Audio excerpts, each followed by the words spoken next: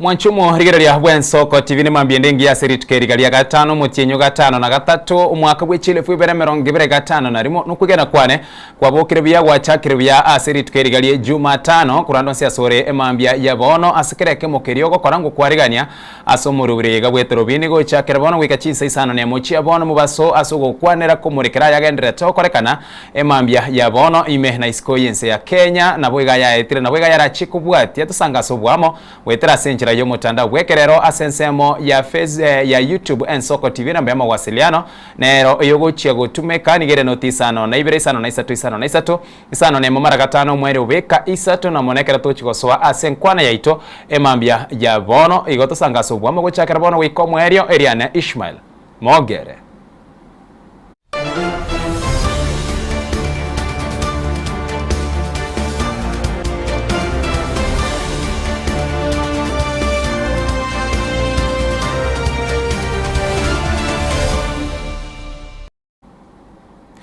Somo chakane mambia ya bono omurugibo mugabara gwe county ya Nyamira Emily Nyaribo nigo araire omurubiri obwoko enana ebimeri gose omurubiri obwoko enana ebimeri bune enchira ya muyokoralia omorembe ase county ya Nyamira abwase arure obosemia gochia asaba menyibe county ya Nyamira kwenekia omorembe nobomo nabo igo gwetanga gosobosemi gochia se abana chinyaruka gwetanga kurwase amarito abwango nabo igo kwenekia buna abange tibari gutumeka amaryogo yogotinda na mono asensemo yabasaye bure kubwati.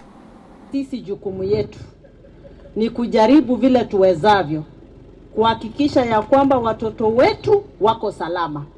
Ndio nikaambia gavana mimi nataka kuongelesha wamama. Akaniambia enda uambie vile unataka.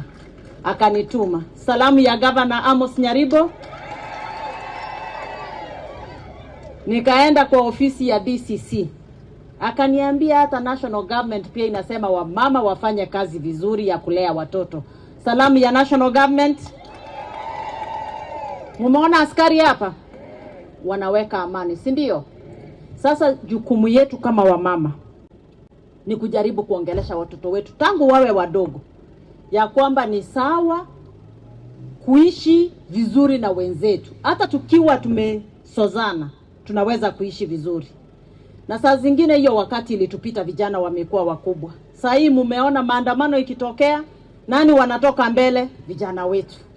Wakipotea mumeona kwa TV nani wanalia sana? Mama anajaribu kutafuta kijana yake alienda wapi.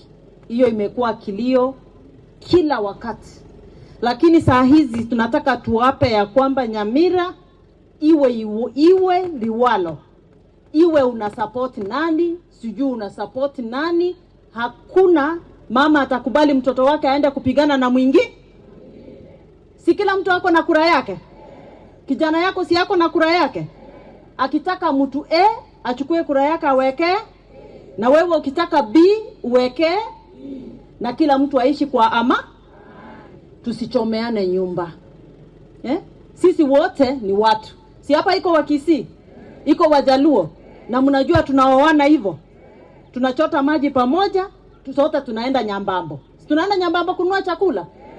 Tafadhali wa baba mlioko hapa na wale mko nyumbani, ujumbe wangu ni tuheshimu watoto wetu wasichana, tuwawacha wasome, wahitimu, watakuja kukusaidia, nao watakuja kuwa na nyumba zao na watapata positions. Si mumeona hata hapa Madam Wanga ni governor? Si ni vizuri? Vitu kama hivyo vitatendeka ikiwa tutatia amani. Nilikimbia nje, nikarealize kwetu wanapigana, lakini nilirudi nikaambia serikali tusaidie, mnisaidie ili nisaidie watu yetu. Tulikuwa tunakaa na watu wa South Sudan, wale refugees. Ni ngumu, unapata mama kuna watoto 5, sikupenda kwao. Wanaume hawako. Aidha wengine wameuliwa ama wanaume wametoroka na ataenda kuzaa watoto wengine kuliko wewe mama. So tusaidie nchi yetu, tusaidie serikali yetu. Saa hii mnuka na gavana mzuri amewahi kuja kutusaidia pale Nairobi, tukaenda kusaidia Pokot. Kwa nini tumefuata leo dada yetu? Sasa tufuate sababu ni bibi ya gavana? No, tunafuata mama mwenye ako na roho ya watu yao. Huyu mama alitusaidia kutununulia majembe ambaye tulipelekea wa Markwet na Wapokot wenye wanapikana na watoto yao ni wachomba, wengine ni wa mama, tukawalatea wao vijana majembe. Mama alitusaidia. Nimeuliza our first lady, hii ni timu gani? Akaniambia hapa ni Wakisii na Wajaluo. Jamani, nataka kusema election ikikuja, wengine watasema watapigana, lakini watu wakuje waangalie peace ambaye nyinyi wa mama na vijana na wazee hapa mmesikana mkae pamoja. Si mnasikia? Watu wengine wakuje wa benchmark hapa. Hatuwezi kuwa na usalama pia kama hakuna amani. Mambo ya assault. Tuko na cases mingi sana za assault. Mnaelewa assault ni nini? Cases ni mingi za assault. Wengine wetu tunakuwa not tolerant. Ile kuvumiliana. Ndugu na dada, mama na vijana wake, baba na vijana wake, baba na wasichana wake. Tuko na a lot of assault cases. Tunapigana. We are not tolerant.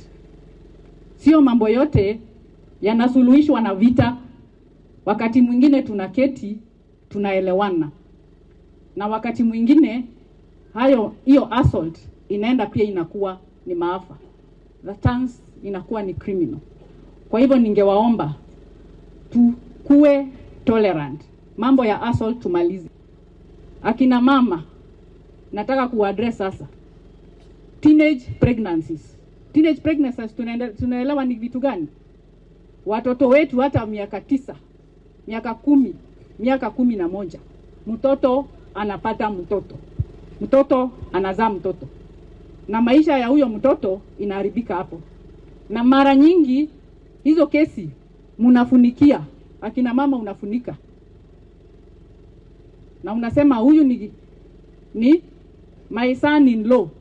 My son in law na ni mhalifu. Alikushikia msichana wako wa miaka 12. Na wewe unasema my son in law. Na unafunika. Naomba hizi cases leteni. Na wakati imepatikana namna hiyo, pia usiwache msichana anakaa nyumbani hata waienda clinic. Tafadhali msichana akipata mimba, muache aende kliniki ili aweze hata kusaidika. Asense moyende boswe bochoro bonene bo mwaka ugocha nigo bone ngusana ya chakire kwene kiwasoro ngoro Mount Kenya magigaye bya mabitato ebyubire PNU gekoragwa nere Peter Munya the Democratic Party DP gekoragwa na Justin Muturi na bwege kiama kia the Democratic Empowerment Party DEP ekigekoragwa nere Lenny Kivuti gokana kubune byama byabo erigosoa ase kiama kia Democratic for Citizens Party DCP gekoragwa na Rigathi Gachagua abara ibe byama ebyo Peter Munya Justin Muturi na Lenny Kivuti nigo basingirire buna okubwatira na konde gwensi gesiasa nigo kwagacha wetera chinkwana no kwigwana atari okubetererwa ne chinguru bune kubwatia. Ladies and gentlemen, I'm the party leader of Party of National Unity, PNU, and with me is Lenny Kivuti, the party leader of the BAS Party, and Speaker Justin Muturi, who is the party leader of the Democratic Party, DP. We, the undersigned party leaders and senior officials of duly registered political parties, have noted with concern the remarks attributed to the de facto DCP leader, Honorable Rigathi Gachagua, at a church event in Meru on Sunday, 26th July 2026, calling upon the Democratic Party, the Party of National Unity, PNU, Umoja and Maendeleo Party, and BAS Party to dissolve and join DCP. We wish to state unequivocally that every political party is an independent institution established under the Constitution and the laws of Kenya with its own members, delegates, elected officials, and governance structures. Consequently, unilateral pronouncements by one political leader purporting to direct, dissolve, merge, or determine the future of another political party are not only legally untenable, but are also deeply offensive to the thousands of members, delegates, and officials who have invested their trust, time, and resources in building those parties. Such decisions can only be made by the lawful organs of each respective party in accordance with its constitution and the Political Parties Act. Article 38 of the Constitution guarantees every Kenyan the freedom to make political choices, including the right to form, join, and participate in a political party of their choice. These political rights are both constitutional and statutory and cannot be diminished by the personal ambitions or preferences of any individual. Honorable Gachagua, therefore, has neither the legal nor the moral authority to prescribe the existence or future of other political parties.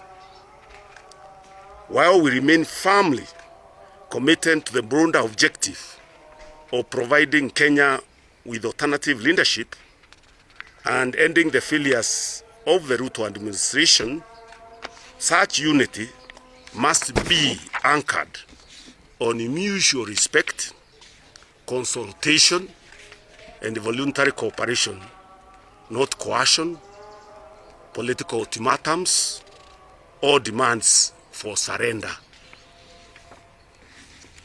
It is equally contradictory for Honorable Gachagua to advocate for the dissolution of established political parties while simultaneously hosting elected UNDA leaders and engaging senior government officials, openly inviting them to his residence.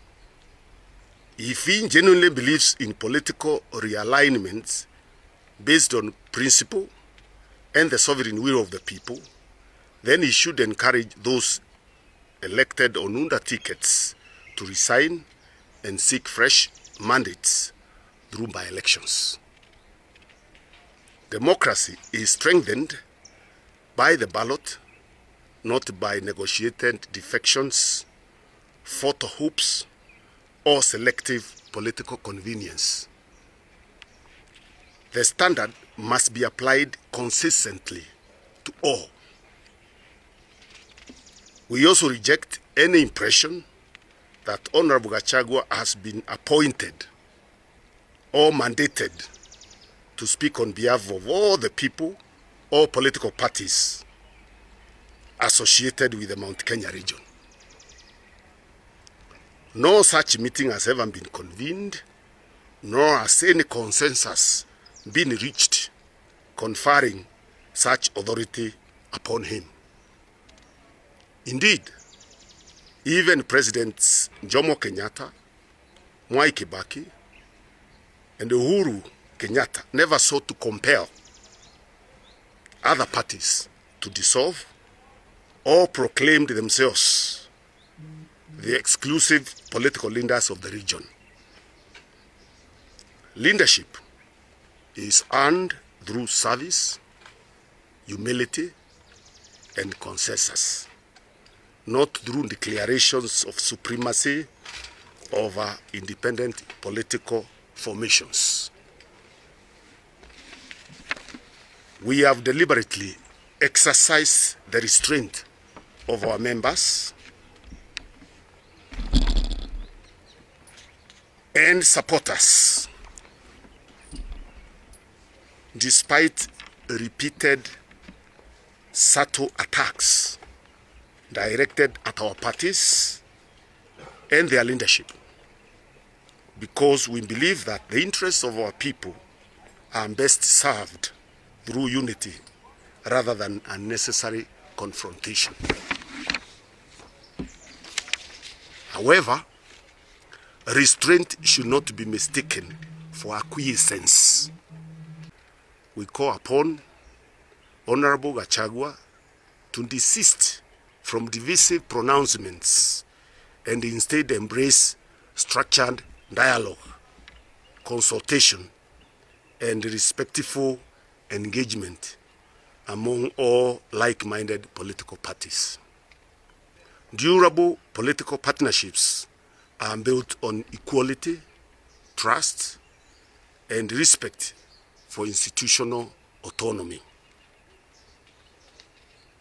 It is worth noting that we cannot pretend to be growing our parties while simultaneously locking out others in order to own specific regions. While we have no differences with our partners in DCP, it is necessary to make our communities feel comfortable, secure, and free to make political choices. We must stop threatening those of diverse backgrounds and beliefs about our political standing in order to grow our democracy. It cannot be one is okay joining DCP, but bad if they join other parties. One people, one agenda, and prosperity. That is our underlying principles.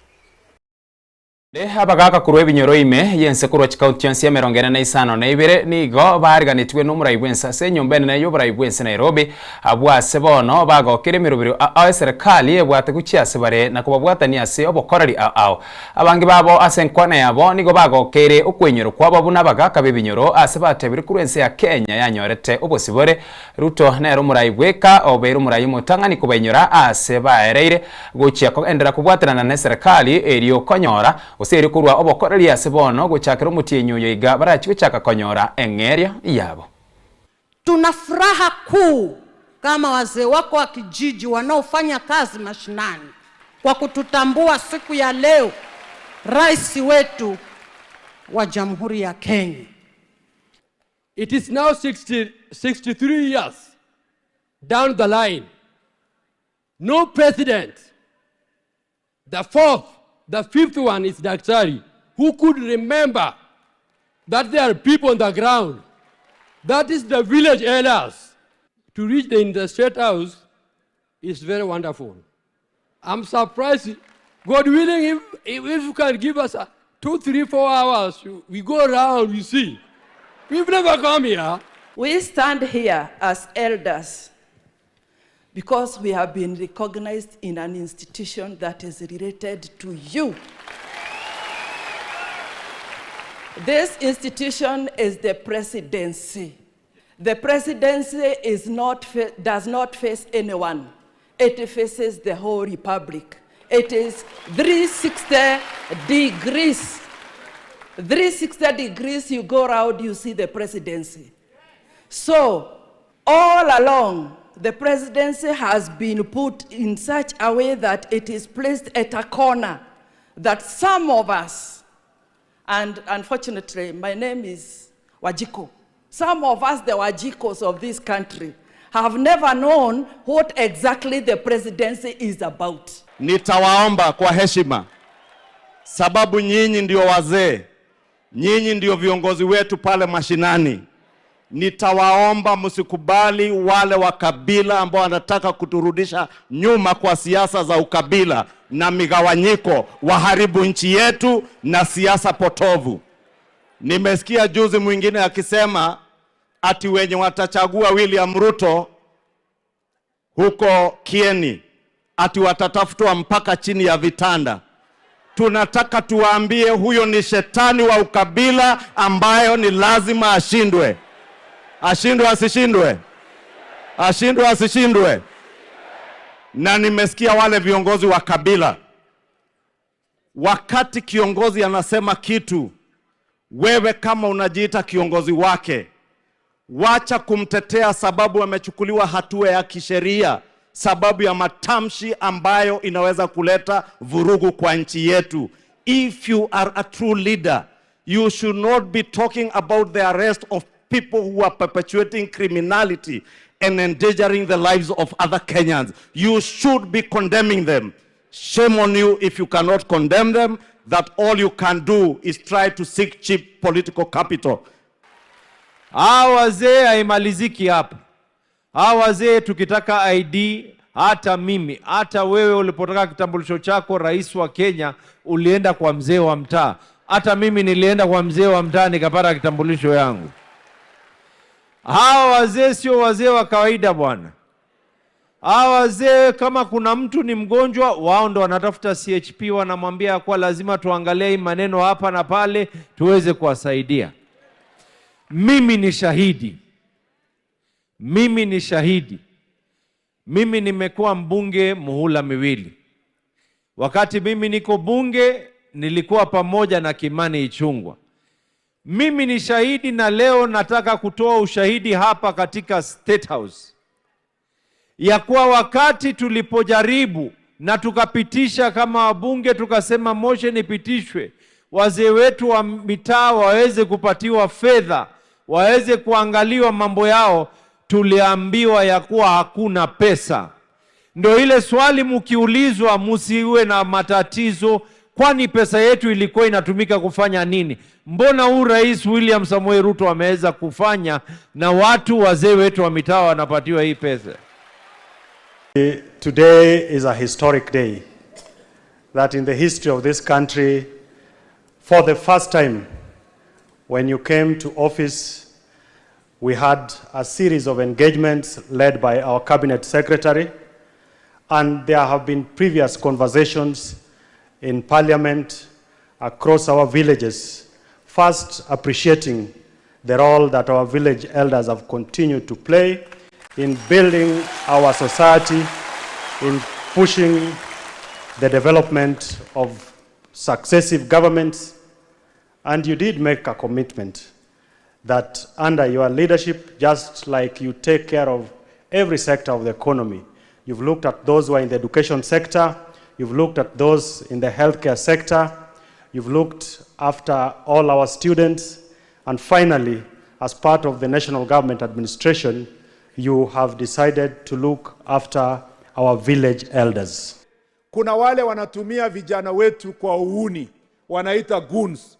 Wanataka turn our boys, and especially boys, very few women, but especially young boys, kuwapeleka kwa vita ati kwa sababu ya kisiasa.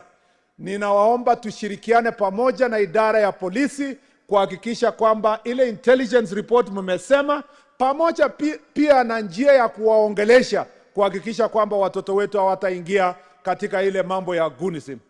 I promise you, Your Excellency, pursuant to your recent direction, the National Police Service led by the Inspector General who's here have moved strongly to ensure that we are fighting all cases of goonism. And I'm happy that there is a great progress in places like Busia, in Kitale, in Bungoma, in Nakuru, where there was an operation recently, even here in Nairobi. We promise you, Your Excellencies, that we will intensify the process to get rid of all acts of political violence, even as we progress together to the next elections. Na sasa muko na rais ambaye anaketi kwa meza moja na Trump.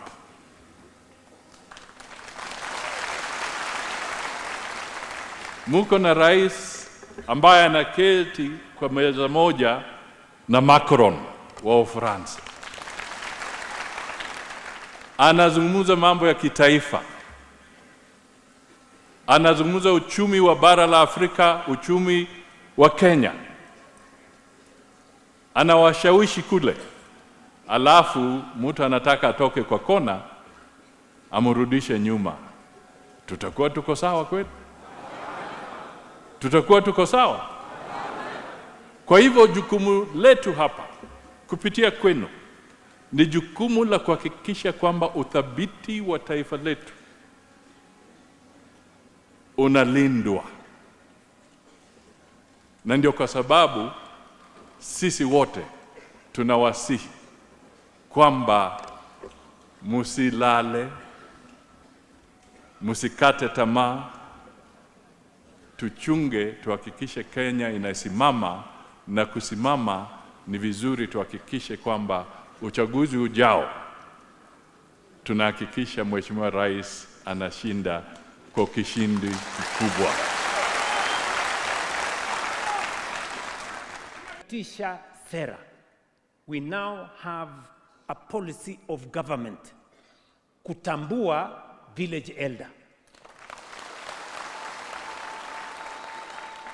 Sasa wewe ukisimama mahali popote unatambulika.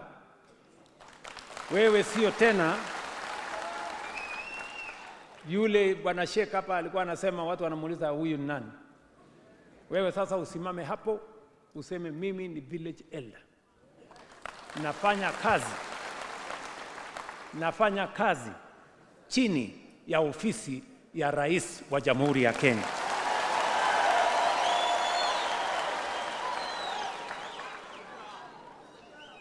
Mumenielewa? Jambo la pili, tumekubaliana ya kwamba kila village elder ndio atekeleze wajibu wake kama kiongozi multipurpose pale chini. Tutamfanyia training. Kila mmoja wenu tutawapeleka kwa training.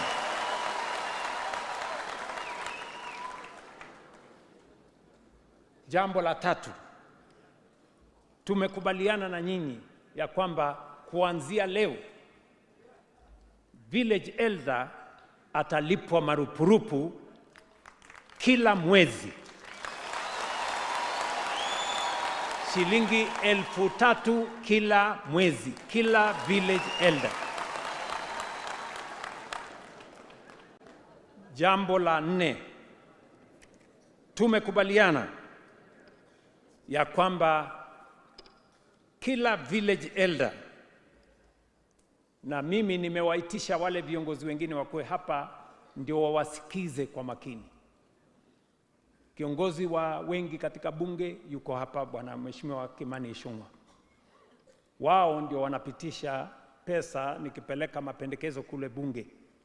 Chairman wa Security Committee bwana Gabriel Tongoyo yuko hapa. Chairperson wa committee ya Senate Mama Fatuma Dulo yuko hapa. Wote hawa pamoja na wabunge na kamati zao wamefika hapa, na pia waziri wa pesa yuko hapa bwana Mbadi. Sasa hawa viongozi wanaotushughulikia wanaamka na wananchi, wanalala na wananchi, wanaelewa vile mambo yanavyoendelea. Waziri bwana Murkomen yuko hapa na umesikiza hawa viongozi vile wamesema. Hawa viongozi sasa turudi bunge, twende tufanye mambo mengine matatu. Ya kwanza bwana Mbadi, uende sasa utafute pesa katika budget ambayo tutatengeneza mwezi wa 11, 12, tuwawekee hawa watu pesa walipiwe SHA.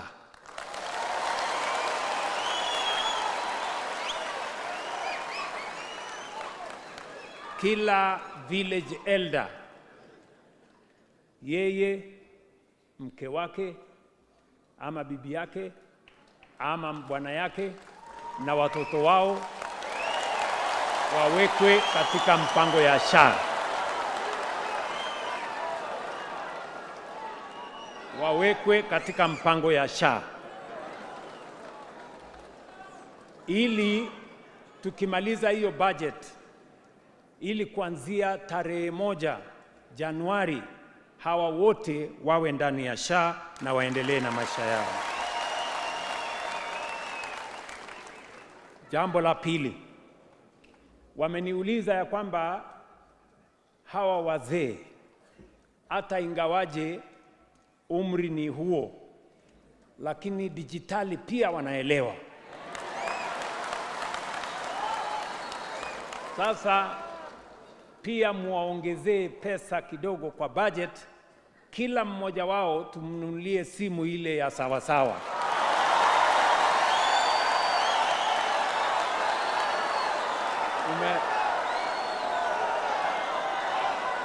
Asense moyende ebunge ya Senate nigo ya chakire nkwana yugukwanira iguru y'umuchi uthika ime county ya Kiambu kwa waribaga koba egati y'umuchi usegati emiche menene imeyense asenkwana yaba senator nigo bakwanire arionsi aganirwikiraniwa eriothika enyare koba umuchi omonene bono ribolyo linene ndiribuna ine umuchi uthika noganire koba umuchi omonene imeyense ya Kenya.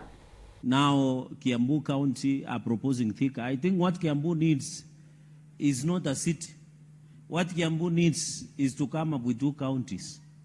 Because looking at the population and the capacity, we should come out with 2 counties if we ever review the constitution to give Kiambu County, to divide into 2 counties. That is what will ensure efficiency of service delivery in terms. Mr. Speaker, some of us who have been to Thika, is so congested, it's so dirty, Mr. Speaker. The jam that when you exit from Garissa as you try to join Thika Super Highway is so congested, Mr. Speaker, and the roads are narrow. I was there a few weeks ago. Just like Wayakiwe here, the litter is all over, Mr. Speaker. So we need to be convinced the reading of Section 5 of the Constitution needs to be very clear. We just need not to give city status for the sake of it. We must build cities that we should be proud of. If today you bring a visitor and you decide to take that visitor to Thika and tell them that we want to upgrade Thika to the city, they will be wondering whether the name city has changed, Mr. Speaker. Because even looking at the hospitals that are available there, apart from the huge gridlock of traffic, and I wish, Speaker, when you, from MKU, as you come all the way, I'm happy the President has noted that we might end up doing a dueling to decongest Thika town, Mr. Speaker. When we visit there, there is congestion, poor planning, Mr. Speaker, litter everywhere, dirt everywhere. I remember when I was there 2 weeks ago, there was a meeting of students from the region where you and come from. Even you could see the sewerage spill over. So, Mr. Speaker, we must be serious and ensure that when we want to give a county a city, it must meet the threshold of the Constitution, Mr. Speaker, of Section 5. The Intergovernmental Relations, the Standing Committee on Devolution and Intergovernmental Relations, I think this is chaired by Senator Abbas, and of course, vice chaired by the able Speaker's panel member, Senator Muma. Mr. Speaker, when a committee does a good job, it really delights me. And I want to thank them and also commend them for a good job they have done, together with all the members of the committee. Even in the presentation that has been put here by Senator Muma, it's actually very impressive, Mr. Speaker. Because, Mr. Speaker, the idea of the Urban Areas and Cities Act was not an idea to establish municipalities and cities as another level of government, the way they used to be before. It was there to introduce urban areas and cities as a potential revenue generating stream, as well as a channel of service to the people through these devolved units. And therefore, Mr. Speaker, if you read the Urban Areas and Cities Act, you will realize that the relationship that was intended in the Urban Areas and Cities Act, and also at Article 184 of the Constitution, Mr. Speaker, was that which was to establish municipalities and cities to be an agency to county governments in terms of service delivery, and further to be able to enable bolstering what we would call on-source revenue, Mr. Speaker. Mr. Speaker, in my time as the Vice Chair of CIPIC, I've had interactions time without number with Thika municipality of course through the honor of the governor, Governor Matangi of Kiambu. And Mr. Speaker, this is one of those municipalities that has been run in the proper way as required by the Urban Areas and Cities Act, Mr. Speaker. Because the requirement of Urban Areas and Cities Act, Mr. Speaker, has always been that we can be able to ensure that there is operational, fiduciary, and board autonomy in the service delivery that is required by municipalities, Mr. Speaker. That alone gives me the joy of indicating that we have witnessed the legal compliance by the governor of Kiambu to make sure that Thika municipality is operating in a certain way that can allow it to grow into a city. We had a chance of inviting the Kiambu County government to appear before the committee to, advance their case for the conferment of city status to Thika municipality. Mr. Speaker, let me say I was more than convinced. But just to get facts on the ground, Mr. Speaker, we as the Committee of Devolution visited Thika municipality. And Mr. Speaker, we had a chance to go to several facilities, several institutions of the county government, of the Thika municipality, Mr. Speaker. And Mr. Speaker, one of the many engagements we did in Thika was the most attended public participation baraza, Mr. Speaker, in a stadium, Mr. Speaker. I'm yet to get a better public participation forum than the one we had at Thika, Mr. Speaker. Mr. Speaker, we had Kenyans of all walks of life who came to present the case for establishing the smart city of the industrial city of Thika, Mr. Speaker. Mr. Speaker, the business people appeared before the committee. The education institutions, and a lot of them are in Thika, Mr. Speaker, did appear before the committee. Mr. Speaker, the market people appeared before the committee. The border riders, Mr. Speaker, those others in the transport sector, Mr. Speaker, appeared before the committee. So besides the county government, the executive of Kiambu County, Mr. Speaker, the ordinary citizens of Thika municipality had a chance to talk to the committee. Mr. Speaker, we were convinced. Na uzoefu mkuu.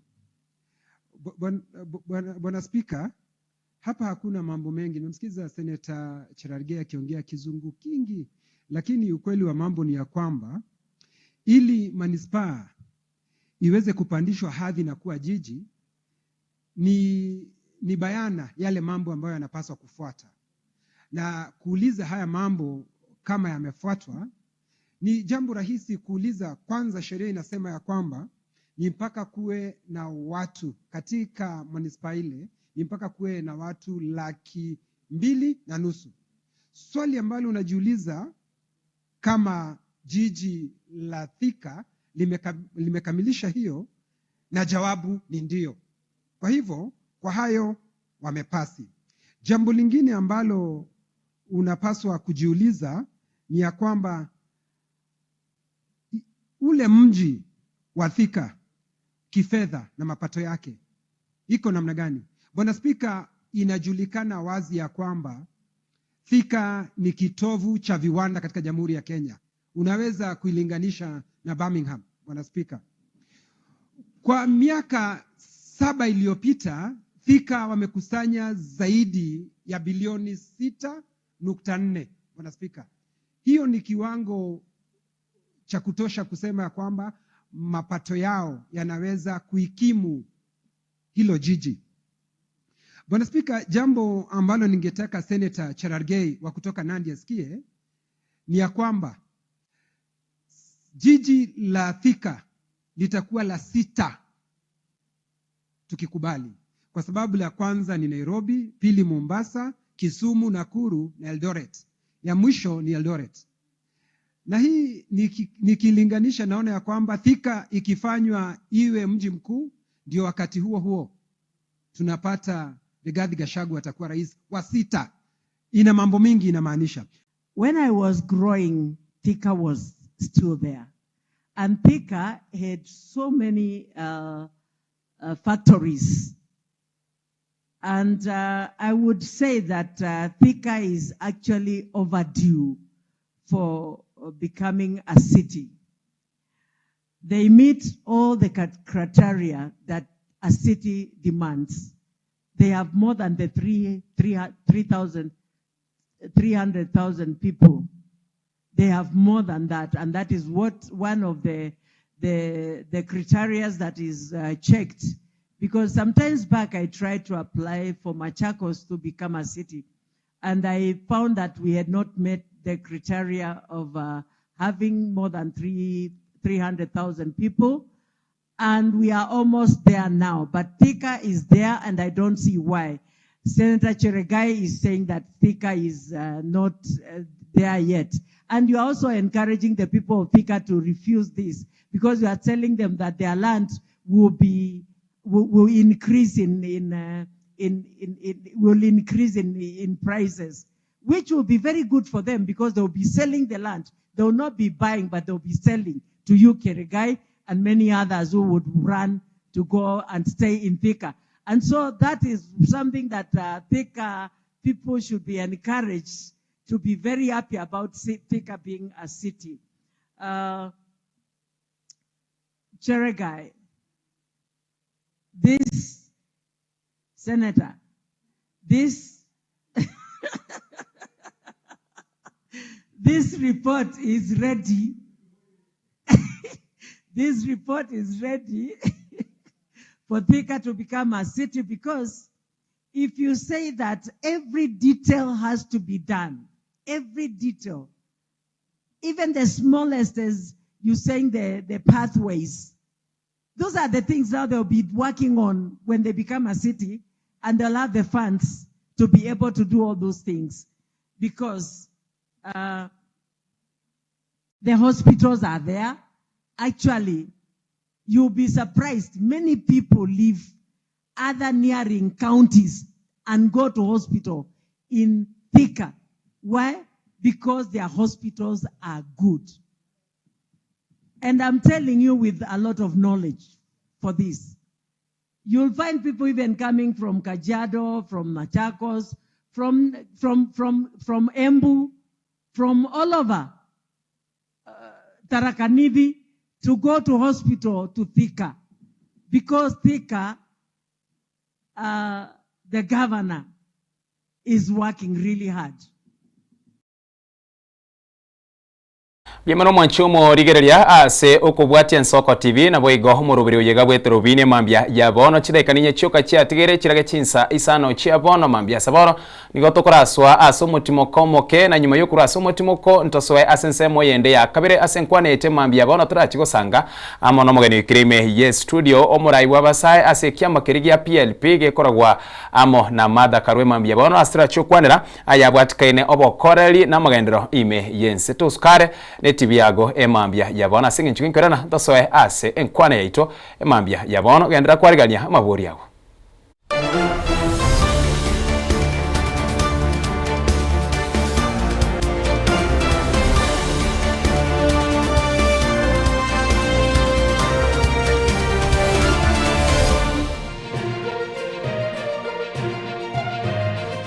Eye Nsoko TV Oboroso Bumugusi.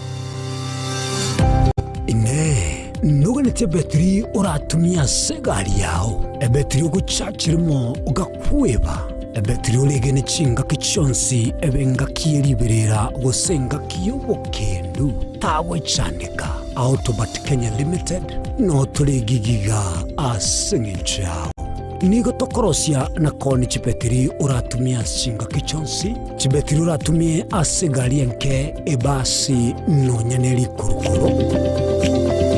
Kupitia pale kwa gari yako tutahakikisha tumeweka na tumekupimia charging system ya gari na pia tumekupimia battery na kila kitu itakuwa iko sawa. Alright. Sasa na ikileta shida kabla hii warranty ishe itakuwa namna gani? Ikikusumbua kabla ya warranty utakuja, alafu tukishaiangalia tutakupatia battery ya kushikilia tukiendelea kuangalia yako. Talia yoka na battery yechinguru.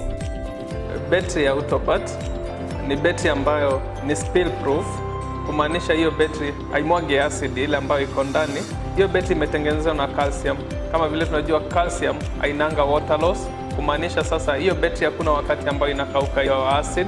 Asamange twakirisimi namba 0739697855. Kwa wale watu wa kujamstatiwa, wachana na battery kama hizi. Tumia Autobat. Battery ni Autobat.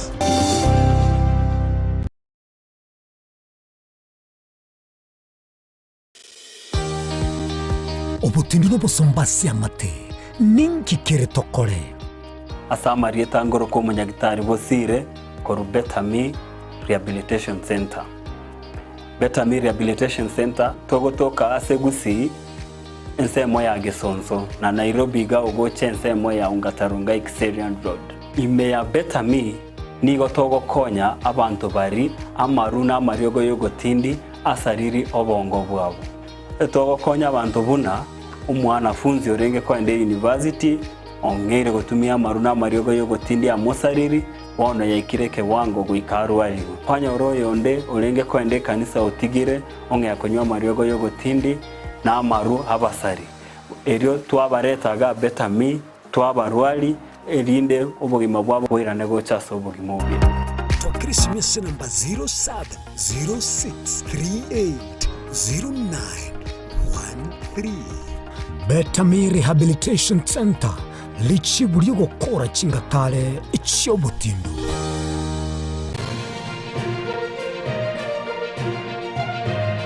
Eye Nensoko TV uboroso bw'umugusi.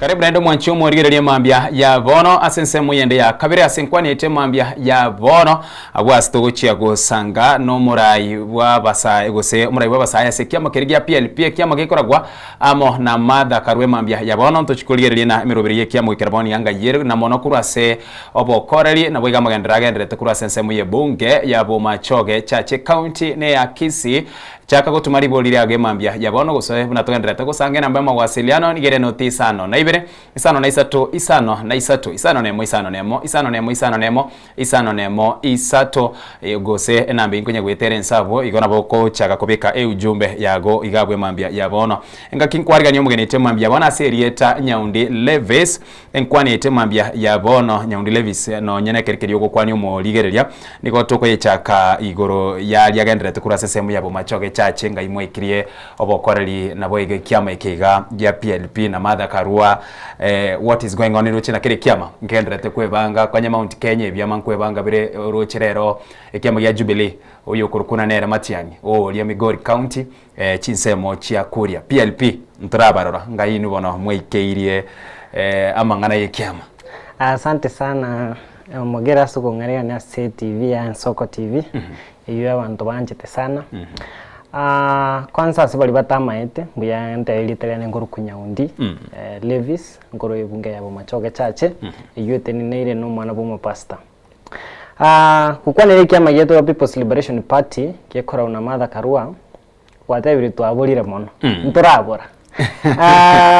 I think 6th of was it last month this month no twenge bo machoke chache no twenge gusi no twenge Nyamira for 2 days we went round ujumba yetu ndaisi kabisa unite and liberate tubwatanamo twekomboe metamangana na manga ko gendera sinse ayande tutanyali kwerusia aroro tuli dutweka but if we come together puna aba menyi be nse ya Kenya gose aba menyi babo machoge gose anywhere wherever anyone will be na botokunyara wekonya so as a party we are committed nto tagete na intu no intu nyale kerogo gose getari kebirogo biribire igora ari meto mungina mata karwa ari simple as a party nto tagete na intu tonyore igari kerogo keryo president if tuacholiru na united au say alternative government wanolini na intu notole tunajikaza kabisa kwa wale ambao hawajui PLP ni chama ambayo imejituma sana kwa kuhakikisha ya kwamba uongozi ule tuko nao unafuata katiba constitutionalism na ningubwati ole oboene integrity wikatobe abantu tole straight so that's what we believe as a party nege tari muganitie gose ni go muganitie mugati mu masene incho bwango iga kerokeria kwekero kwewe nkwana ya mathakarua na atebana ase obochori bo mwaka w'echilifu 2022 nigo abete omokonyi asensemeri azimia onyagosia Raila Odinga lakini ase egeka usenga kinga bune yega na erweka bwatebere tena taguchia kugania kwa iwa senseme yuende na achikoba mokonyi onye taguchikwewa achikoba flag bearer gusachi kwirurukia bendere iyo tagwancha abe omokonyi bono rinde konye etokane na taraigwa achikwirurukia bendera tatigiti koba omokonyi igorende ekiaenga ikera igabono gose bune kiama gia PLP igo mwakiri skolende ndora agwisiko you know gose moko genda paka etebe inu mweka tebe rona kutaenda singencho na believe it that if we unite abantu bali bonse biba opposition to chamo na batoko make Dr. William Ruto abe one term president lakini rende as a party to believe it nana ki no ni ntundo bwateli bagali yoko chorwa sekero kelikia igoro kabisa omaite I've realized that NC ya Kenya abantu bakoba hype mono bagenda ni abantu bali barabange I can say a crowd what the crowd is doing but then if we come back to relax to iboli nana ki na toba bange what is it good that will do for the country karoli wasina toba bake ekero gukwane crowd insifona bono gukwanera guseni koza tinabya ukerigererie crowd kya bwango iga nigokera sensemeria linda mwananchi na kumato mete siasa yarongo chinchiro na gukya mambiene na bakonyora na uyo ndi nare na ruchire bas na ruchakire gutwara obafuasi tinda tebera specifically ngembarabi lakini twerengere na abakenya nto abatugo tokwenda nembeo karolire ntororana na kimuntu gita abantu abwate na abange tomochore na ntonyo twachorire kasongo kabere I believe in the liberation movement to bwate buna People's Liberation Party ebintu biri torengerere tikose ebintu biri tobangire taba Kenya sa party ebire biya kubwa abantu abandi togo hype iska for example I can openly say abantu buna Gachagua abantu oli are overhyped but is no difference with Gachagua with Dr. William Ruto they are in the same class mbuna bano baga bale batali ikaransa emo oya ikaranstero ye no ye ikaranstero ye bono igaba Kenya ntoba tibono yonero bwata abantu abange onero ko inchagiti Ruto mono nere to kwenda kujia sale let's have policies let's have our own policies chiricho to guide tegana ko bolire zwali no bwate nyombe ye menene kabisa lakini ngotwere kwa sama imburage gotua macha soire nyomba ebe mansion nyingi ya kabisa gosotu ale nyomba yo bonyansi bwata kabirira buyayigo ebe bwato morangu bono dirisha na ebeye which house will you love to stay at creo moniga ganetia so bumenyo bori obuya wono eyenene ngotwere ime neye nkenere nere lyayo rachole kati hizi mbili omurigereri natwiraneri ndio nasema aje again tunakaba keliegeke let's try to think nangida kikere which importance kibwati gocha setori ko kwa basaba nene lakini there are loopholes chira jeopardize maybe the security, the integrity, even to be our country. Yeah. Asa mwende ni gore omusae and at the same time ekero koligereria onyoro mwaka bwe chilufere 2024 asetua chakerete gocha basae bakamochiko chorana niko batete chore inchirere ngao na twikira senga kielia ntubwate nseme yende ya linda mwananchi ekero koyerigereria abuno abasae abange baruchigochia sengencho kwegena kuri omonta egene to sawa begene tena enga kietio ikire yokora na gwikatonyore ulia amaroraye na amaroraito asenari to kumirana guseni gotore ase enchira ereyemo lakini ase nsemo yago nigora ase enseme ngaopi yure kiama kia PLP ne kiama kia PLP of course gekoro na Martha Karua kero kulire miaka ya Martha Karua abange no nekene kelina ki miaka ya achire gobono nigakube kwalie na ki uye miaka ya achire ya engeire igo no mongno guseno bogaka boli bwa musoire asensemo yabasaye nararake nabasaye gap niraiga enene sana nkiga rugo chore nchira ya mwinoga libago okogenda netengo tengero njitingochi igawe can be open for that. Cannot follow a crowd. Martha Karua ni mtu ambaye anaaminia vijana sana. If you look at our party structures kuru secretariat kuchinse you realize that the most active ne ya youth league. Youth league ya PLP no tigana ebinde byaba ODM UDA bitabuga di a very rigid youth league. Into a youth league ya I can tell you point blank nana ke we have the strongest youth league enseyera tamani gotuara and we are not led because of token so meda bantombara bari kiama senje token. We are not there for token, we are there to learn asumonto lyo bwate chingenjo chire chingi ya uyule Martha Karua. That's why I believe it in the youth. Martha Karua na ataka kwenda kusiboniga. She would love to be surrounded more nabasai ko bwabanta abanene. No endo ligereri no bwati page eto mono. Okonyora konye tuachire there is something we call a purple train. Eto kwenda Kere County enseye ko ira ujumbe ye kiama yeto. Okonyora the abantu bali front line nabasai. That's why nchengo te anana kiasa person. Ndali kubwati crowd nkoenda asing ngonyora amaigeria mayage siasa amaigeria rankonya amangeni ichire integrity ubora yobuya how we can run things. So I can say plainly nana ki Martha Karua loves youths kwarodi mbuna abasaya bange batabwati musimamo uli nana ki this is what I want, this is what I want to learn ubona bubura insight bakarora abantu emipa aminyogire koja no bale bonsi goteba one time gose nani tosha sijui sisi ni akina nani lakini hata mimi na sema hapa leo mimi ni Martha Karua. Tukure na sorongorwa Mount Kenya tumanya ko yada sebintu binda sobwango mono ekere kiama kia of course United Alternative Government ibyama ne binge birage kiama gya DCP kia Rigathi Gachagua kiama kire gya the Democratic Party igikorwa na Justin Muturi ntubate kiama kire gya PNU gikorwa na nere Peter Munya ntubate kiama gya Democratic Empowerment Party gya DEP igikorwa na Leni Kivuti ebyama bitatu especially bina kwa nere gya DP kire gya PNU na DEP nkwaro chirit kuligoro bakure press asekere bagotebana ugosugumwa nkore kuragaiga gose ukubori wanaki babune byama byabo banyare bakorosie kiame kemo gose paso asekiama kirigia DCP koregana barabwo no gusugumwa sino kubetereriwa ando nyore Justin Muturi babire na Rigathi Gachagua asegeka kurwa barusitwa serikali ya Kenya Kwanza nonya sense serikali ya Kenya Kwanza onyore naro ebyama mbiraiga ekiama buna kia ANC bya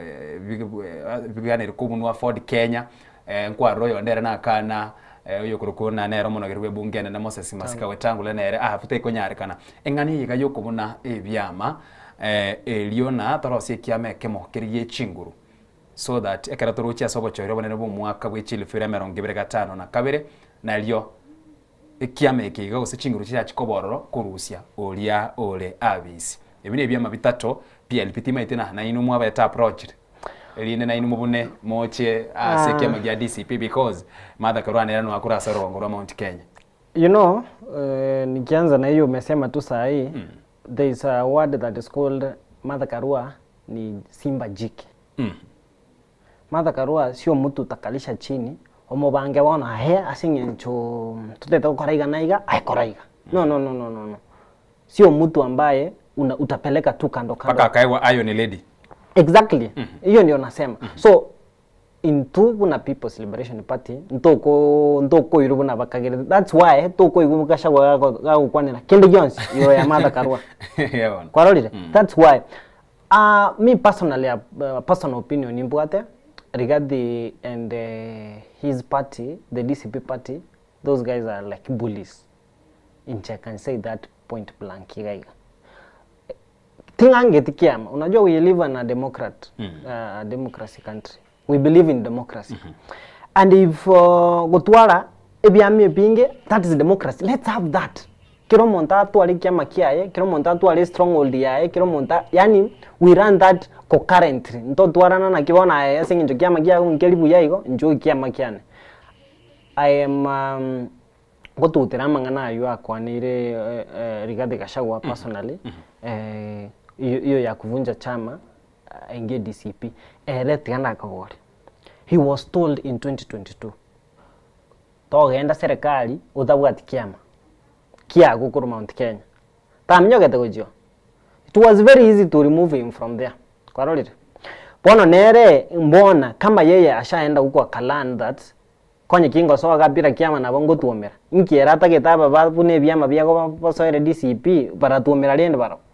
So to have a strong united alternative government lazima kiro monta respecte kiama kyo yonde iga konye kikere strong Mount Kenya buna bate bajagire kubuno mulima, of which I don't agree with that. We should be united as a country, not as a region. Konye ikikere strong iga nabonge kwa nakerigi chikura kerigi chikura andons no morembe kabisa ndatari kura monde. Sisi personally we went to Homa Bay, Kendu Bay. Buyego tokoro mukutano ito buyega abantu bagacha abangi buyego kiro monta kagenda. Hukusikia ati tumetumiwa wounds or something. Asengenjo Martha Karua siasa yaye ni siasa ya omorembe. Siasa ya sera. We have a problem in housing. How can we correct that? We have a problem in development of roads and stadiums. A lot of money is spent to that. How can we? That's how in Tubuna People's Liberation Party toko genda. Lakini hiyo mambo ya kuvunja vyama hiyo hapana, hiyo haifai kukua. Engakia tutaraswa ase gikargete mambia ya bono skonye tutaraswa ase chinkwana nkwara umugana twabwatega bona omurai bwense Dr. William Samuel Ruto litkuliegoro no meranete nabaturete kurwase ebinyoro ime county na merongena na isano na ibere umubaru yekero ko yoligirira ngora around 106,000 na bonse bibona babikrwase omuroberio nigo baguchia konyora chilifuni isato nkobe kubaraso mu rubiro libwo chenu osha na boigo bachi banyore ti smartphone so that abantu batigara segekoro kolende na barabu bache asense moyiga yekerero togende ase obwango mono ndetatigara magega igoro yengane yigengi maneli bolire igandire na ine budget ngayere because budget ya somwa budget ntuma itena nigere 4.8 trillion and all that na senkwa ni umrai wense ngatebe tena Kimani Chungwa nere umrai bwa baga sebungane aira na sebunge kubwatera na amo because ya mangana ya nigari nsi wizara y'oburende weme uyo Kipchumba Murkomen no murikyo ye Raymond Omolo bali ara na kibako rosia mangana ya iga wena na sebunge lichikolirosu ebesa echake gosoka ine ebesa yiganga yere nebesa lende manyete concentration nigere gochia Singapore moino. Number one, na turusha Singapore agatota gusim Bangladesh ate tugotoira. Ya, ntoli Singapore ba. Kai. Moizonda ate na gateva Bangladesh gusem Vietnam ate tugotoira, bono Singapore kana ya ubire. Yeah. But again tonda ate bena naki as a country we have misplaced priorities. Even tombiro to gutwaligere twate hakiba kekegaki. Kwa hapa kaka balijibeza 3,000 per month, number one taliendo kebe. But however 3,000 ndio kuono akiye kuna kongeti uchumi ka 3,000 ngikira konyo muntu mutini. That is being like is degrading them so badly. Raila na bwatu murubiro 6,000. Talenga serikali Lakini 6,000 is at least something double what he is offering right now. And Raila was actually giving all the residents, Kenyans. Lakini wano unabaga kabe village. You know those guys, etokuba look down upon, but they play a very important role in the kwa chibesa talibobe, lakini alikobe kachibesa chipe no chiribu ikomiga, at least someone get something. Talking of 10,000, the budget is not there. Eba kolera kila litu kuna na kio, we don't have money to fund the education system, we don't have money to do this, we don't have money to do that. But then, wako ligeli buya, Kenya is a very rich country, and I can promise you that. Kenya is a very rich country. The only problem that we have, corruption. Corruption, you ndata te kunera. I know the amount of money that is being spent in a state house, na bego fund the education system yenyoroke. Kwanto basome busa kiro montane school, maambi marwa. Lakini wana okonyora jile. Mwe start tena guchakira mutinyo igo gatano gatuna tole bawani no yokianda university chiko abanafunzi moina aborokigwa nkogenda bari basoma busa guchya. Oyo no mutinyo saba. Yebo. Oyo nani? Mutinyo nani oyo? Oh, you know yo nani? Oyo kyana ngo ikole. Ani ntocho toba another time in the future. Ojonte ina naki bana ba jire school basome busa. We know William Ruto, all of us. We know him very well. Chisi smartphone yejia David no abagaka ubako. Is there electricity connectivity to their areas? Omonto korubuna say Italy alifasi nyiroko kora last mile electrification. Chibesa jaruru chikole last mile electrification aliva miruko jirire Jones. Omotureti olio kale mali. Oyino mwana bo morandi. Oyino mwana bo morandi okoli chibesa cha bantu bae. Okoli mwana weje chibesa chichi ngondi chai. Wono where will stimeraru echachi chisimye chibako. Now this is which month? Umatinyo nani? Umondo meto gente kitaliendo kirate boni kana kim. We are releasing funds to be given to village elders. There is a process. There is a due process. Okonyora wono yekili December te wono we have imported those funds there with us. Pakanye 3 months extra. You know mate nyokane next year. Wono na ibako wate unana kibono moro jo Ruto kolire gas moko momente tam. So you know koliye away that into his re-election. Korori ebinte buna lero na abaisilamu abwate asengita system ya SHA ni igo aerere teburunge na paka January igo wikarwani ya nemika kati nemirobere no konya koroberio lakini wika January umwako gocha etoka nena babekirwe as a system asense mwerio bachenu na omwana obe no murugyo gobe no mugaka amate yago yonsi nero enyoro bokora ligwetera SHA sawa watawekwa ngojo wakanera SHA hiyo mieli butatu chirichiko chiko na chuchia kanesha. You know SHA you can't be just being a member I'm registered I'm a registered member of SHA. You must pay monthly. Wono obekiru SHA obekiru chikwende oiru smartphone oiru nechiru bisato. They bullet budget on this money for these two things. SHA ire 2%. Smartphone yonete de data kanto ba stima goikoli ne pikipiki ocho chaji gosengo chai korolite. So ebinde bimbiri kwa na namo. Hii ni hali ya kuweka na hapa na kutoa na hapa. Kuweka na hapa na kutoa hapa. By the end of the day omonto benefit William Ruto. Taliba bagambia. Yeah. Na se ebi karobya bonge bya bwango yekero koligereria engakenero murai wense abakagotara sana lakini bwango iga ebi kare binge ni byogarkana ase nyombo yo murai wense nyone mbono mambye nari egikaronkere kegenderete ekenki gekworokia boswe gochoryo bonene bo mwaka ogocha ebi karobya nsi bibono biraniwe ase nyombo nene yo murai wense ribagalio kwa dase ground. That William Ruto our president is tensed because the ground is shifting, and when the ground shifts then he doesn't have the cards era omanyene koendaga libono the easiest way ara kore no koleta abantu state house lakini tatara ukotarora atarire lakini gokorigiribia koruri karao gali koruri karao bariete bakaegwe bikoroto bakaegwe bichuchu bakaegu chimeli bakaegu keregento ande bagakire kuraisiko tingagere tiko sina moral out of state house since that day. You minute na naki erabie ko erengere irorori na naki the ground have shifted away from him And the way yara kole min debi no ko mobilize grassroots leaders. Nabwa teko sina baruya bali ba kudundu muisonde state house. Bali nabantu be village mali. Kwarolito. Nabwa ta abantu ba abakolino mbache to. Kwarolito.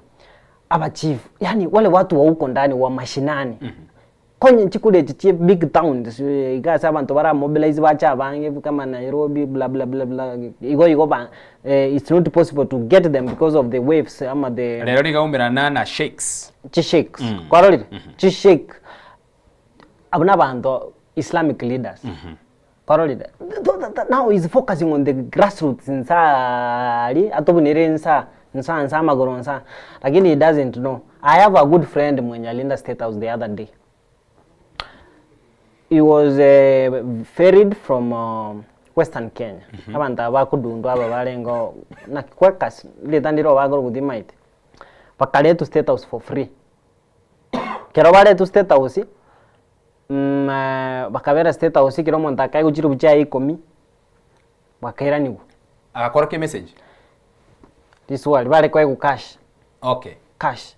Lakini babogo hivi bono na kwa erende uze osomo sani umi yalende ngako gorere chai ego jaba iga uze uno moruya oyigo jiri buikomye libura atomera sifuna chiri wibero amamu mwabo 7 yobeka mabuko again investment yana na kwanza nigera sifuna number 1 sifuna akora bekiranke na wanda abeti go nchen sifuna nko elibu mbiri kirega gato sange wono rende or focus more on grassroots mobilization than but the movement is one time. Agenda State House ragira kula kabisa ile pesa ambayo umetumiwa ile mambo yote mnafanyiwa State House kama umepewa 20,000 wewe toka vile wanatoka hivi wimbo inabaki one time inawera abe joke for many but siku moja watu watajua what one time means. Ngwakwanera mangana yole Kalau ekiamagia PLP mubege timurwanereri asense mwebunge yole Kalau aseki. Okay, number 1 we had a candidate, actually 2 of them, and I can openly say that we had a guy called Paul Goiganjo, who is right now as we speak is the advisor to the President of the Republic of Kenya. Achieto ro willingly go say nkigia korekanete umetekero muntu na bwa maeresa ego cha sekia magia PLP maelezo na arakoro kuzigere gicha igotiro chire. So what happens is you have members, you have aspirants. Kero mubwate aspirant konye kakanyole better deal ile bwangu kubwe the original plan akosuka kero muntu meta abwate self interest sana siasa. Wano nabonde karanze ka gingo tebo one time na very nominated na UDA from nowhere. No ange bono for example after 2027 can you say that because I don't believe in William Ruto now I can't. One ere I even saw the certificate, nomination certificate with the Mau Nice. Paul Weganjo. One after 2 days, 3 days, Tokaigo Oli Overe nominated the President Kobe Kwende. So we had a candidate. We had and he was a very strong candidate. Lakini then after he withdrew from the race, akatigera Oyo UDA na Jagoruk. Oyo UDA olenga. Sam wale koro. Mushina. Mushina. Akatigera Mushina. Ono liende tokaligera niga tokateba. Ono liende tika DCP akora manganayo. Na ase ense moyendingana nire gwakwanire gabwo eyeiga yukugurwa gose kwanyorana wesona ne serikali oyo naye ase kiamagia PLP na boyiga no gwate principles chiago lera igora chiro ne deal yengi yaiga nkikiragere togenda guchia sense meyende utambuke the same way uyiga mwabwate nere semo ya muina nera gatambuka gasoa ase serikali nkikiragere togenda uko ligere kila mtu akona plan yake. Lakini usekera yomo no kwirigire no kero mundo no kwirigire ko kwa no boinche go self interest ingikiragere na to ligere na ninganiri ninganiri ngoro bole mo ninganiri na inche mtu ade bintu bya naiga bas. I get you so clear. But the difference is what do you want in long run. Kwa hiyo tikaronzo kako tebisifuna na ki nsifuna agata ino erigadi Adema go twauji mwino. Amangana go edit. Kwaroli. Na matebetigo. Yeah. So for me, I think I have a long-term plan for myself. Now my long-term plan, I will not love it to be affected by any word I talk right now or any action I take right now. So if by chance I'm getting such a chance, because say I've been looked for so that I can maybe join the other side of the boat, I will actually decline. Saying I have a long-term plan. I want to go to parliament, but sitaki kuenda niambiwa kwanza wewe ulikuwa umejoin wale watu ambao wanaua watu. Kwanza wewe ulikuwa umefanya nini kwa wale watu ambao walifanya nini? You were associated with them. You know, so to avoid all that, you know, when stenero rasoge ko clean, abantu bari ibintu bagwakira magena kebole. Kwarorire. So to avoid that, because of my long-term plan, I'll focus on kusoma and Martha Karua. Kwarorire. Until paka lichinzana tayo nanja akina arosire na siasa wano na inu mwa soma someruguru asende, you can go and be by yourselves or something. But for now I'm focusing to learn under Mother Wangari Karua. Okay.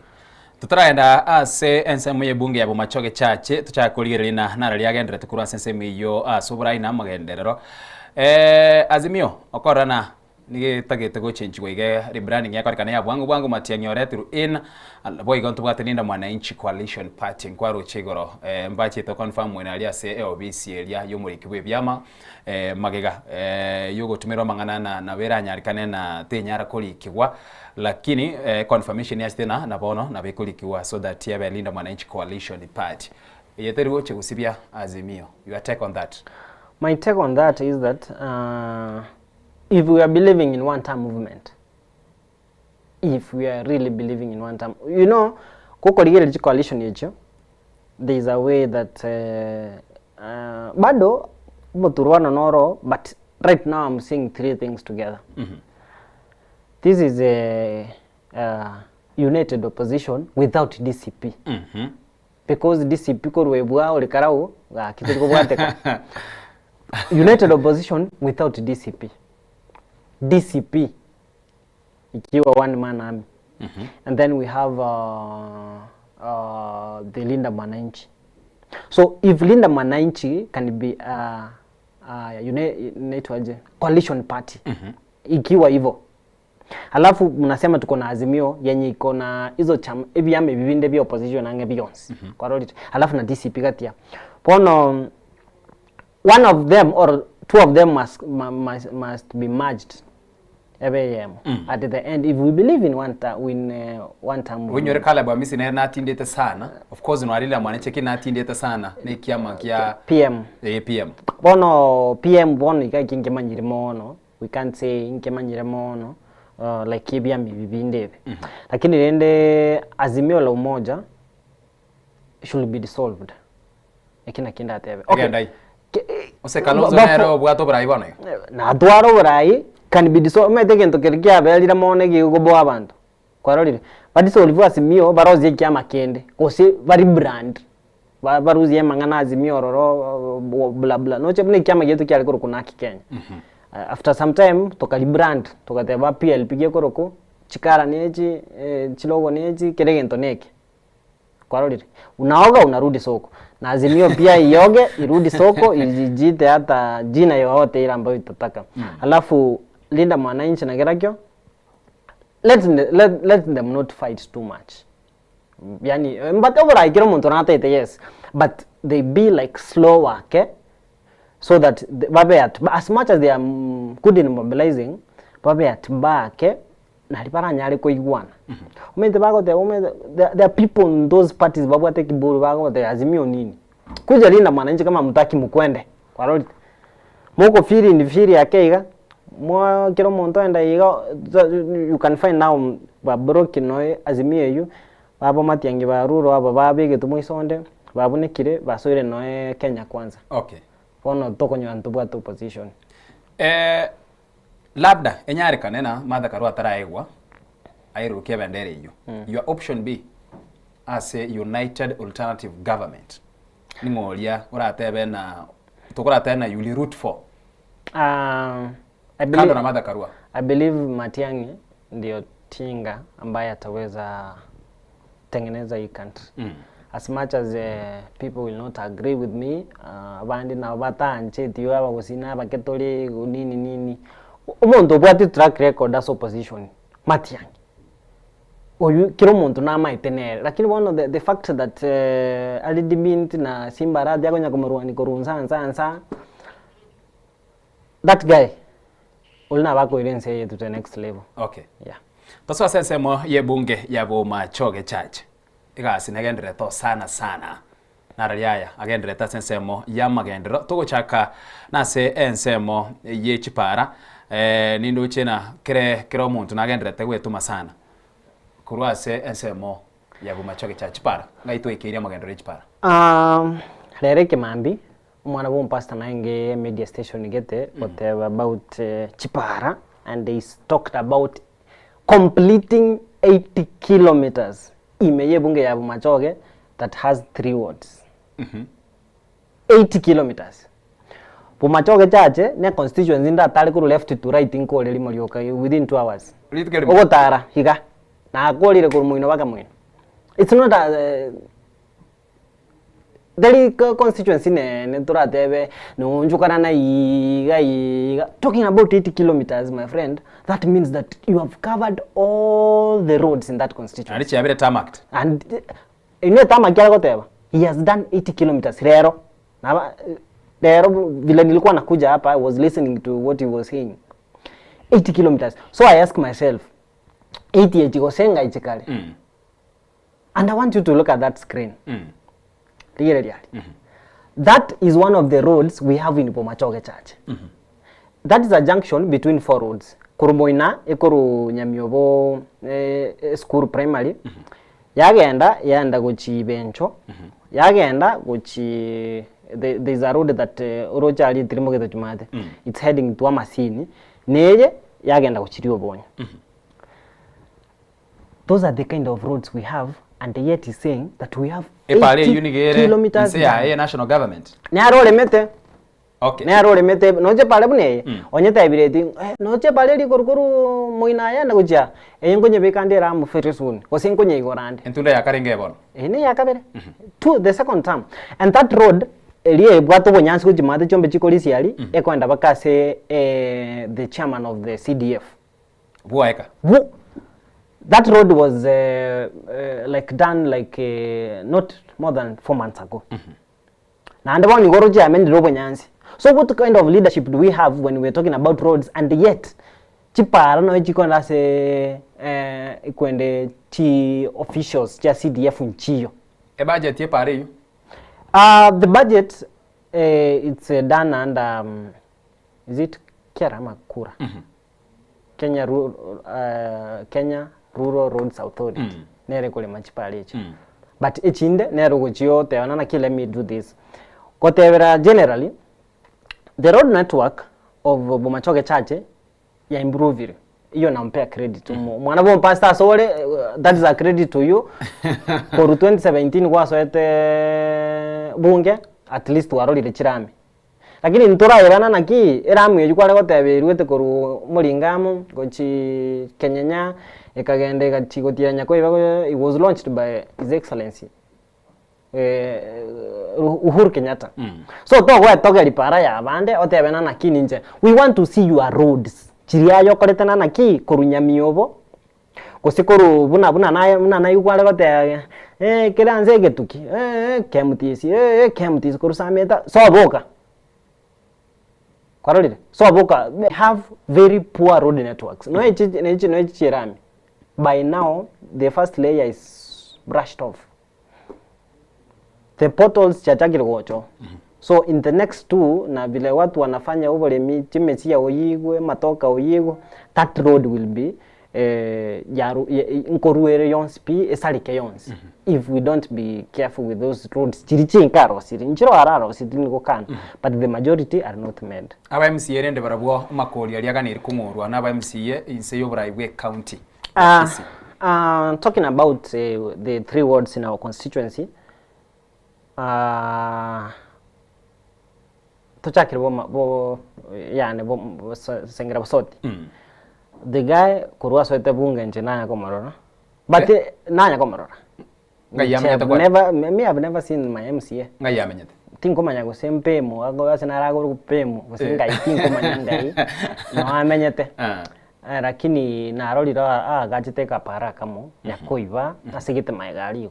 That is the only road nje narorire na maisane chiwali chinde but ndakora kwenda abo Sengera kwa road networks there is a lot to be done, completely a lot to be done, but togo cha watch tendere ko se watch tendere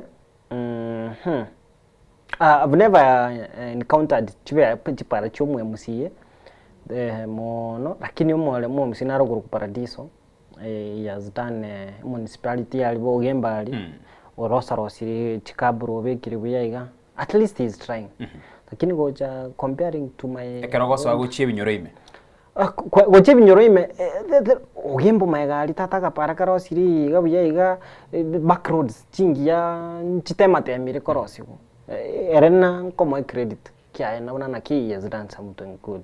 Okay oyore Paradiso asensemo yende togenda asensemo ye chisemye mambia ya bono urabona kura asensemo ye bunge ya South Mugrango nkwaro chi emina nere gendrete gati yomo jumbe Silvana Sosoro na kwarira mangana buna konya kuminyo kaiga and of course ne kerogo compare ne county chinde na mari chisemo chi bunge chinde keroko ligereria yebo machoge chache asokurwa amangana bwatikaine ne chisemye mono insiki kanchekerkia NGCDF nkigani rikora amange asubwa gachi cholera improvement renovations gocha ese monere ye bunge Mase County ya Nyamira kwa ruchenga kia ya mukara expose yo gatabana amabati ni gatitaga chenchwa agakwerangi na ine na mukara wakorabo into machoge tuchandegite and the problem that we have is that our people are not informed. That is the problem. Talking of CDF and education amabati ye school chinyinga ale blue. That's the blue I'm talking about. Earlier I said Kirenial. That's the blue I'm talking about. Lakini bono that blue insega ase ama toboli ga go say ase bisigiza bire we have nothing. Ama ga lire chishabomo kire. If you look at that class very well. Kine class ke kira mabati amanyi. Amanyi. Yeah. Ke plaster lakini it's not healthy, it's not secure for the learners to be in that class. Kene kiraske skuru ku Nyamiogo Nyamiogo ne skuru twa tebiro mugambiga kira kitukonyeri kirasi kya banange abana mbagweru kirasi ekyoime almost korwa cheto tale 5 mwezi wa 8 2022 tukamutebye kirasi keri nkogukere kwarorire that is a toilet tigireri enyomba yabache igari no abana bakwenda bayekonyera bono bunereiga can you be sure like mwana gutaka guno enyomba lyo bachanu that is the kind of even to be masomo yani education wise ebina nerega sia koli there is tingo kana sinarate matembire like the same school there is a class that has the tiles and all that ikirasi yange bibire bitatoiga lakini why do we have a section asabana baragweru no nebirasi ikirasi nkirali kikorete ko cyase kikorete ko embura netu the kids will be rained on ngote mali sana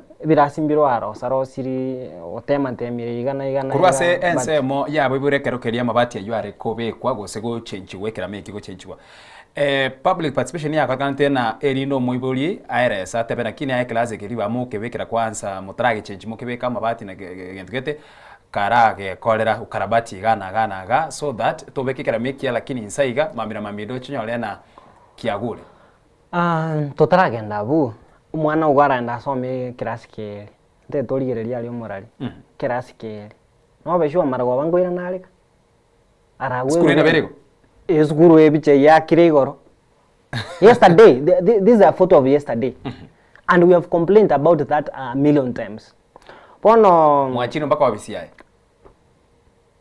you know the reason why ngotebraigo the chair of the CDF no akuruke nyorogia itu unfortunately na ande nera ko chair chi board meeting chi school eyo kwarorire so there is no baka tu agostanire nka twagosanire ngoma the skuru ya itero gaki INR kalinga twagosanire baka chi events tunakosana kwa microphone mara mingi kwanye kurunali kondo buna murara kibasa uri turi kondo bura abangina baka nitubangugirira lakini nkatwara nkabali gati nkatwara intelligence mapema ngatewa kasiasa yo gonja giti tugakora amoro bili byego lakini rende talking of education there is a lot to be done.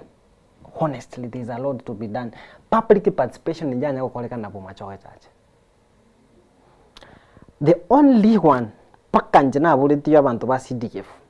Secretary to the CDF usine personal assistant kama holi.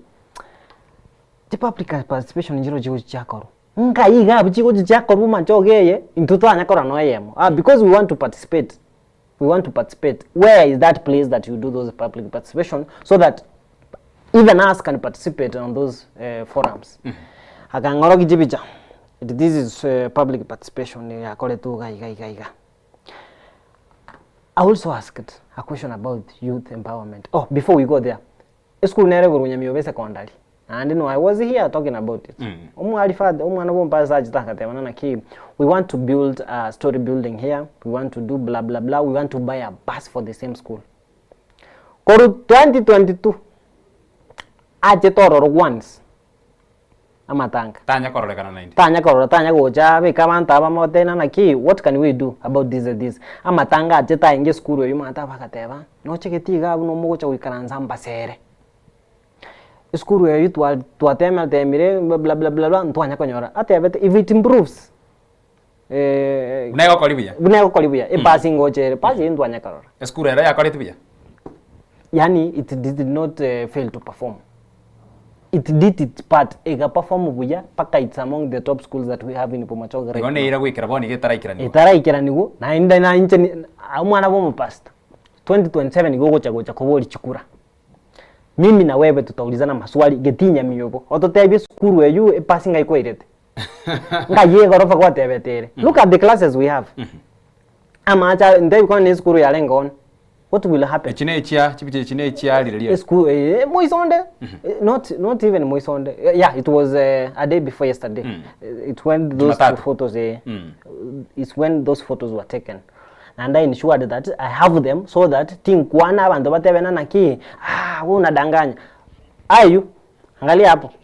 Those are the classes that we have. Na agao no tute tourist engineer, tute rusi abanyagitari, tute abana ba ndi university koro. Class ekyo ase chibicha tali nekere na nkirikendrete kwagacho. Yeah. That is a class that has been there for more than 20 years. Tali kwagacho kenda tukagacho bisabwo igendo kenga buna Smith. Mabati ya Euro chama nyi abu Moisonda change tigo.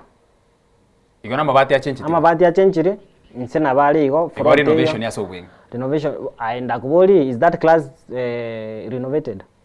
Buna kirego. Usama mabati. Userenda mabati ama yikabe kiro se yo renovation. Okay, amabati nsawo. Kurwa ba okora manya kwera na inselabda. Yeah, mbago ila nanze. Paka 2027. Mbago ila. That's the kind of mbwana kyo bwate. Obwene mbwate mbolina naki as much as we have mwana bomo pastor in the same WhatsApp group na William Samoei Ruto obokora mboli. That is it. Estimangu ata yabana chisi mirende smartphone bache bayogocha gocha asoko kolera inseye dakikange moiga amangana bwatkene no chinguru chomoro nate about quality 50% so far so good. I can say 50% can be done. Lakini abantu abange bado mbabwati molero. And the worst thing nearly agocha kutongena haki ngachikura abantu bali bense email estimator yo transformer ngo bekonda abantu bali bense email estimator yo ngo bekana yo abantu bali bagali ngo bekanda yo. But I want to tell him one thing. Fikira abantu chistima last mile chibaza kilicha sokire just do the right thing for the people. Na ambao uko linatamu ya gatatu lakini nchara tini wakira kura lakini barabumba uko linatamu ya gatatu. Sure. Na ase ensemilia yogo kolera engana nera bwate bana engakie mukagero mukutano nabangira bakaiwebe ase lindo bachigo kugerera igo engane ya tokenism ase na chinsemo chinde twayerorire nabo igo labda habasaye gwa kanwa goche gwa kelio gichibura buru bosaga ni gocha korengana naye ase nsemo ye bunge ya Bomachoge chache nabo yo kiujumla guchia ase ense engima iguru yengana yobosagani chibura boru na gwakanwa igotoka na bosio gosema gigaturuchi tuwakatwe ya mobosio tuirana ibere maga. If I meet the president today, what I will tell him is, for the record, I was championing for him pale na Alpha, for the record. Lakini ukamanya go change ukacha PLP agenda ilikosa kwa ikonkwa agite kuroro atingo kana Alpha nara medugoro ya yazingi jogo support ayo manyana na ondeta might he didn't know me kwarolire. This thing of Sagani, it's uncalled for completely.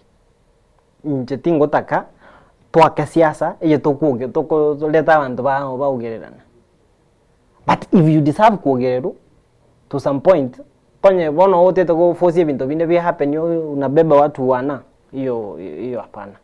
But ibintu biri byokoleta abantu chigundi cyaka abantu iboko abantu babetwemeyo abantu bakoleruke buna yakolekana dolukalao. That's not the direction that we should take as a country. We can't send our police to Haiti to restore peace while at home we have no peace. We need to start from home, then we go outside the country. But now if we have hooded men around the country roaming around, running east and west, caning people, shooting people, that's not the direction we should take as a country. As an individual, as a member of PLP and as a believer of liberation, we should stop that kind of act as early as now before it gets worse. I mean, then you talk about affected. So as much as possible, let's avoid ojiburaburu ejo kabisa kilo montakole siasa ya yomulembe. Okay. Aso gukorera emambia ya bono elito ikomo ira senkwana ya itwenkwana yago yomwairo nererie. Ndete ndigeria abantu babo machoga sama iso igamba tebina naki 2027 ya very long, and we are going to elect our leaders. Ntochora abantu asingichwa malita tokuba agose omwana bo mpasta useninki. Let's listen to the agenda. Omonto yunkia buate. Ta bo masayeti bono nejensi abate ngachikura zinginjonje nejensi. Rigere linkia buate mubango kia buate gocha sabangina asaba gaka asaba sai kilomonto. Personally buna basai kenenge twanya gokolero for 5 years, for 10 years actually. From 2027 kila mtu achague ule kiongozi ambaye ana believe that he will take Bomachoge Chache to the next level. Tutoto wachiburaburu muntu taramonde, but if we tell you facts as a chiaroma, I kubali the makosa and move on. Wish you all the best and nyasaye tigabalende tupatane ground. Okay. Imero mwancho mori ninga kene na ande tokonyora libagante ndera kwanira amange na monekera turuchie bochori obone na bomwaka ogocha na gwikira muno twikira mwere ase elia urubega gwetero bino chagara chinsa inye gwika isano ne mochia mobaso ankyo ngora chikumirana amona linet na inche tumirana chinsa chia mogoroba ase amoja gendera kubati mirubirende yatigera ase omubaso obono gwikiri ankyo eriane Ishmael Mogere.